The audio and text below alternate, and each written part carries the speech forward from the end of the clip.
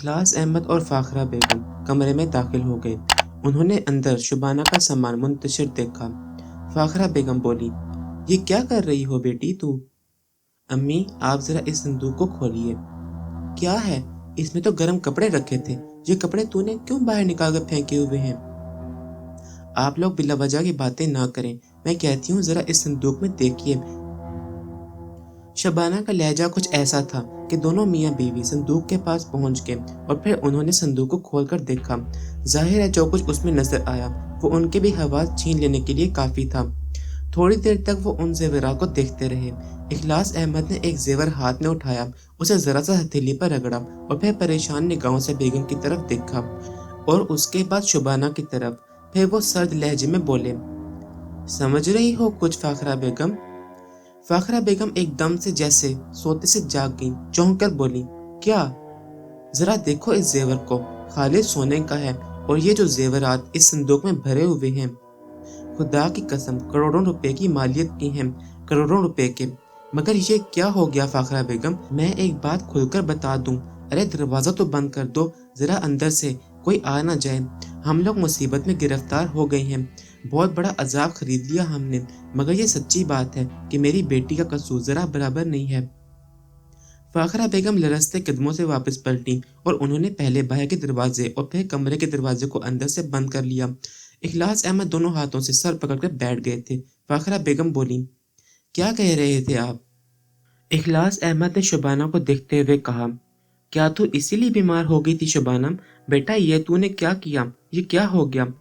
वो हो गया फाखरा बेगम जो हमारे कसूर में भी नहीं था। शबाना ने हैरत से बाप को देखा और बोली, आप क्या समझ रहे हो अब्बू? बता, ये किस तरह तेरे हाथ लग गए? फाखरा बेगम, ये जेवरात जकिया बेगम के अलावा किसी और के नहीं हो सकते। शबाना अपनी मासूमियत का शिकार हो गई। हमने ही इससे कहा था कि हमें दौलत दरकार है। कहाँ से शबाना के हाथ ये जेवरात लग गए? शबाना एकदम उछल पड़ी। माँ बाप ये समझ रहे थे कि उसने जकिया बेगम के जेवरात चुरा लिए हैं। उसके दिमाग में एक अजीब सी कैफियत पैदा हो गई। अंदर से कोई आवाज उभरी कि हकीकत किसी तौर उन लोगों को नहीं बताई जानी चाहिए। शबाना ने कहा, नहीं अब्बू, उनके बारे में मुझे कुछ नहीं मालूम। ना मेरी बीमारी की वजह ये थी। मैंने संदूक खोला तो इसमें ये जेवरात भरे हुए थे। मैं उनके बारे में कुछ भी नहीं जानती। आप चाहें तो जकिया बेगम और महमूद अली को ये जेवरात दिखा सकते हैं। अगर ये उनके भी हैं तो आप यकीन कीजिए इनके यहाँ पहुँचने का जरिया मुझे नहीं मालूम। ये बस इसी संदूक से निकले हैं। और एक बात आप लोग सुन लें, मैं आपसे बिल्कुल झूठ नहीं बोल रही। मेरी बात पर कोई शक न किया जाए, वरना ये मेरे साथ जुल्म होगा। इखलास अहमद ने ताज्जुब से बेटी को देखा। बेटी जिस लहजे में बात कर रही थी उससे ये जाहिर हो रहा था कि जो कह रही है वो गलत नहीं है। बहरहाल उन्होंने एक जेवर हाथ में उठा लिया। वो सोच रहे थे कि ऐसे मामलात कभी कभी नाकाबिले फहम होते हैं। जरा किसी जौहरी को दिखाकर तो देखें कि इस जेवर की असलियत क्या है। उन्होंने यही कहकर जौहरी को जेवर दिखाया था कि उनकी बेगम का फेकलेस है और बहुत पुराने वक्त में बनाया गया था। जरा इसकी मालियत बता दी जाए। जौहरी ने सोने के नए दामों के हिसाब से उस जेवर की बहुत बड़ी मालियत बताई थी। बहरहाल दौलत जिस तरह नींदें हराम कर देती है, इसी तरह उन लोगों की नींदें भी हराम हो गई थीं। रातों को जाग जाकर वो संदूक को देखा करते थे और फिर उस पर पुराने बिस्तर ला दिया करते थे। ये बात समझ में नहीं आ रही थी कि अब क्या करें। 3-4 दिन के बाद उन्होंने जेवर उस संदूक से निकाल लिया और जमीन में घड़ा खोद दिया गया और उसमें उस जेवर को दबा दिया गया। उसके ऊपर दूसरा काट कबाड़ रख दिया गया था।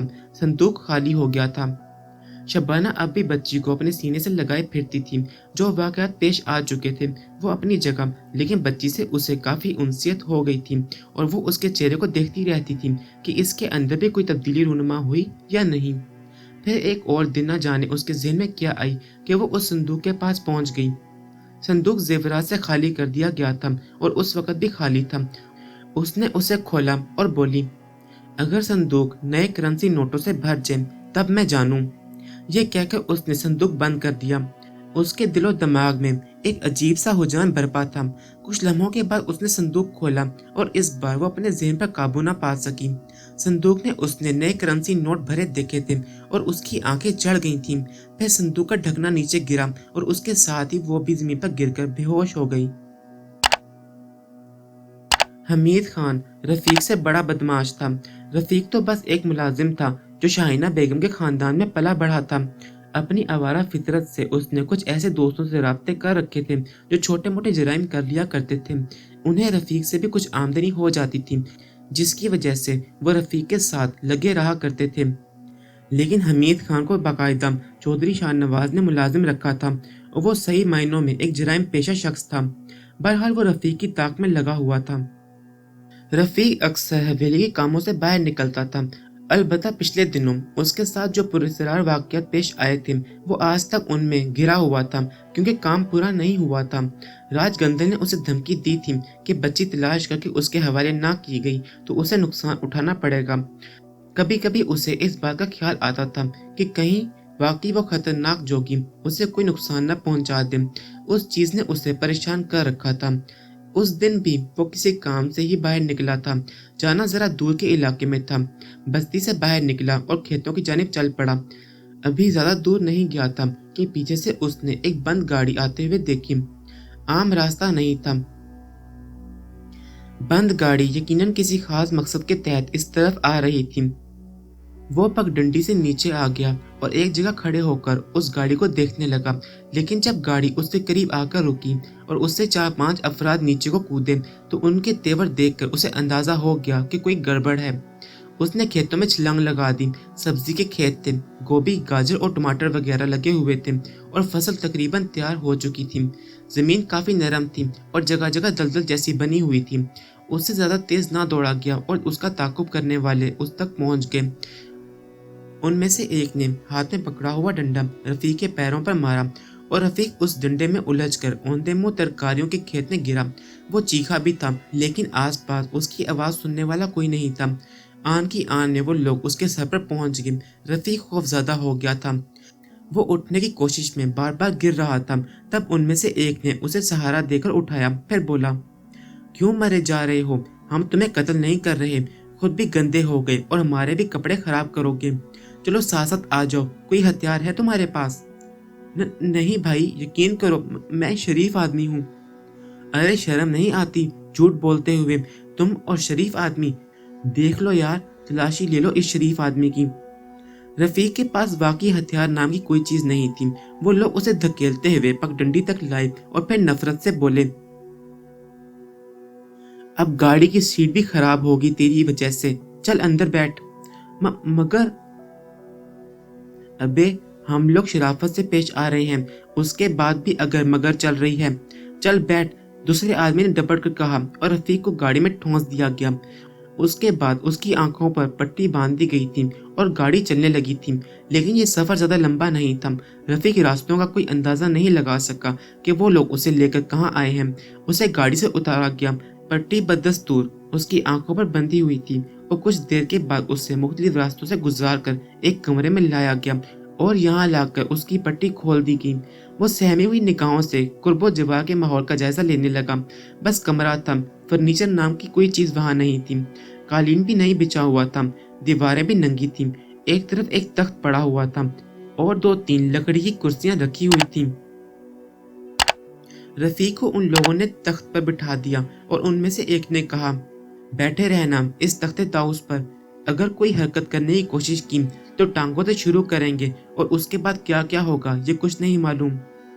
رفیق خوش ہونٹوں پر زبان پھیر کر خاموش ہو گیا۔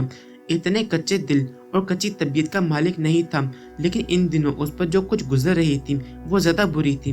نہ جانے کیوں اسے یہ احساس ہونے لگا تھا کہ اس کے ساتھ کچھ ہو جائے گا۔ وہ دہشت زدہ نگاہوں سے ان لوگوں کو دیکھ رہا تھا۔ ایک بھی شکل جانی پہچانی نہیں تھی، مگر صاف اندازہ ہو رہا تھا کہ خطرناک لوگ ہیں۔ وہ چلے گئے اور تقریباً 1 گھنٹے کے بعد دروازہ کھلا اور اس بار اس نے چودھری شاہ نواز کو دیکھا۔ چودھری شاہ نواز کے چہرے پر شدید غصے کے آثار تھے۔ اس کے پیچھے 4 آدمی موجود تھے۔ چودھری شاہ نواز آہستہ آہستہ آگے بڑھا اور رفیق کے سر پر پہنچ گیا۔ سلام چودھری صاحب۔ رفیق اپنی جگہ سے اٹھ کر نیچے جھکا۔ شاہ نواز کی آواز ابھری، اپنی جگہ بیٹھا رہ، وفادار کتے، تیار ہو جا مالک پر جان دینے کے لیے۔ سرکار مائی باپ، رفیق کی لرزتی ہوئی آواز ابھری۔ ہاں بول، اور کچھ سرکار مائی باپ، اس کے بعد؟ نہیں सरकार, हमें यहाँ क्यों लाया गया है? वक़्त से पहले जाना चाहता है या फिर कुछ देर और जी ले? चौधरी शाहनवाज ने कहा। चौधरी साहब, क्या बात हो गई? कोई गलतफहमी हो गई है? चौधरी शाहनवाज की आंखें खूनख्वार हो गईं। उन्होंने गराए हुए लहजे में कहा, मौत को करीब से करीब तर ला रहा है तू। बच भी सकती है तेरी जिंदगी, मगर सिर्फ एक शर्त है, और शर्त ये है कि सच बोल। आपके सामने झूठ की हिम्मत नहीं कर सकता जनाबे आला। क्या किस्सा हुआ है? क्या करता फिर रहा है तू शाहिना बेगम के लिए? बोल। बाबा अदरीस अली को सुभान गली से अपने साथ लेकर क्यों आया था? क्यों बुलाया था शाहिना बेगम ने उन्हें? रफीक की आंखों के नीचे तारीकी छा गई थी। लरसती हुई आवाज में बोला, मैं सब कुछ बता दूंगा चौधरी साहब, खुदा के लिए मुझ पर सख्ती ना कीजिए। जो कुछ मुझे मालूम है मैं सब कुछ बता दूंगा। इसी में तेरी जिंदगी है। रफीक, एक लफ्ज झूठ बोला तो यहीं तेरी मौत आ जाएगी। तू जानता है मैं किसी के खिलाफ कुछ करता नहीं हूँ, और अगर करता हूँ तो फिर आखिरी हद तक करता हूँ। जानता हूँ चौधरी साहब, मेरी मजाल कहाँ थी कि जी आपके खिलाफ का काम। मगर चौधरी साहब, मैं आपको सच सच बता दूं, शाहिना बीबी के भाइयों और इनके वालिद ने शाहिना बीबी को रुखसत करते वक्त मुझसे कहा था कि रफीक, हम तुझे शाहिना की भरपूर निगरानी सौंप रहे हैं। चौधरी शाहनवाज बहुत अच्छे आदमी हैं, मगर रफीक, तेरे परखों ने हमारा नमक खाया है। शाहिना को जरा सी तकलीफ पहुंची तो ये सोच ले कि तेरे लिए माफी की कोई गुंजाइश नहीं होगी, और फिर तू ही नहीं, तेरा सारा खानदान जो यहाँ पल रहा है वो मुसीबत में गिरफ्तार हो जाएगा। बस जी, हम तो वफादारी निभा रहे थे। फालतू बातों से गुरेज कर रफीक, जो कहा जा रहा है बस इसी का जवाब दे। जी सरकार, वही बता रहे हैं। सरकार, छोटा मुंह बड़ी बात, आपने दूसरी शादी कर ली। शाहिना बेगम कांटों पर लूटने लगी। न जाने कब से अंगारे चुबा रही होंगी। फिर हमारी तरफ उनका ख्याल गया और उन्होंने हमें बुलाकर अपनी मुश्किल बयान की। वो कहने लगी, रफीक, किसी तरह अर्शिया बेगम को ठिकाने लगा दो। अर्शिया बेगम हमारे सीने का सांप है। बस जी, बहुत सारी सोचों के बाद हम सुभान गली पहुंचे। रफीक ने अदरीस अली की पूरी दास्तान सुनाई। फिर कहा, साहब जी, उसी के बाद शाहिना बीबी बाबा साहब की तरफ से मायूस हो गई तो उन्होंने दूसरे रास्ते तलाश किए। सिफली इल्म का माहिर एक बंदा जिसका नाम राजगंदल है, उसे बुलाया गया। राजगंदल ने शाहिना बीबी के लिए काम करने का फैसला कर लिया। रफीक ने बेकमो कास अपनी मालूमात का एक एक लफ्ज चौधरी साहब को बता दिया। चौधरी शाहनवाज के चेहरे पर गम और हैरत दोनों एक साथ नजर आ रही थी। उनकी आंखें आहिस्ता आहिस्ता सुरख होती जा रही थीं। बहुत देर खामोश रहने के बाद उन्होंने कहा, नमक तो तू मेरा भी खा रहा था रफीक, लेकिन तुम लोगों ने उस मासूम औरत को, जो वैसे ही मजलूम थी, जिंदगी से महरूम कर दिया। नहीं सरकार, एक बात हम आपको बताए दे रहे हैं, अर्शिया बेगम जिंदा हैं। एक बात बता, क्या अर्शिया बेगम राजगंदल के पास हैं? अगर वो राजगंदल के पास होती तो सरकार, वो जोगी चारों तरफ धमकियां न दे रहा होता। हम तो शाहपुर गए नहीं हैं उस दिन के बाद से, मगर वो दीवानावार फिर रहा है। इसका मतलब है कि अर्शिया बेगम और वो बच्ची उसके हाथ नहीं लगी। चौधरी शाहनवाज कुछ देर तक सोचते रहे। फिर उन्होंने अपने एक आदमी से कहा, हमीद खान को बुलाओ। हमीद खान जानबूझकर सामने नहीं आया था। उसे चौधरी शाहनवाज ने ही मना किया था, लेकिन अब वो सामने आ गया था तो चौधरी शाहनवाज ने उसे मुख्तसर अल्फाज में रफीक की कहानी सुनाई और बोले, हमीद खान, इस रफीक को तहखाने में बंद कर दो और इस पर 2 आदमियों का पहरा लगा दो। भागने की कोशिश करे तो खामोशी से गर्दन काट कर तहखाने में ही दफन कर देना। मैं इसे जिंदा भी इसलिए रखे हुए हूँ कि इससे आगे की बातों की तस्दीक होती रहे। सरकार, आप हमें कैद ना करो, हम आपसे वादा करते हैं। रफीक ने इतना ही कहा था कि चौधरी शाहनवाज का उल्टा हाथ उसके मुंह पर पड़ा और खून की लकीर उसके होंठों से बाहर रेंगने लगी। उसके बाद वो कुछ नहीं बोला। शाहनवाज ने वापस मुड़ते हुए कहा, अपने काम से फरागत हासिल करके मेरे कमरे में आ जाओ। जो हुक्म सरकार, हमीद खान बोला और चौधरी शाहनवाज वापसी के लिए मुड़ गए। फिर थोड़ी देर के बाद उन्होंने अपने कमरे में हमीद खान से बात शुरू की। हमीद खान, इस सारी तफसील में शाहपुर के नवाह में रहने वाले शख्स राजगंदल का जिक्र आया है। उस बदकार साधु को तो मैं छोड़ूंगा नहीं। हो सकता है अब अर्शिया उसे मिल गई हो, وہ لوگ میری بچی کی بات بھی کرتے ہیں۔ اے کاش میری بچی مجھے مل جائے۔ خیر حمید، تقریباً 50 آدمی مسلح کرو۔ راج گندل نے میرے سینے میں تلوار پھونکی ہے۔ میں اس کے مٹھ میں جتنے آدمی ہیں انہیں چنے مٹر کی طرح بھون کر رکھ دوں گا۔ راج گندل کو بتا دوں گا کہ اس نے کس کے خلاف کام کیا ہے، مگر 2 باتیں میرے سینے میں کیلوں کی طرح چبھ رہی ہیں۔ میں یہ جاننا چاہتا ہوں کہ کیا شاہینہ رقابت کی آگ میں جل کر اپنا ایمان کھو بیٹھی ہے۔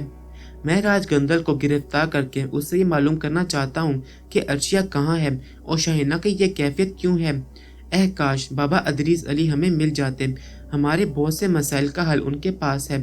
میں پہلے ہی کہتا تھا کہ بابا ادریس کبھی ایسے بد کام میں حصہ نہیں لیں گے۔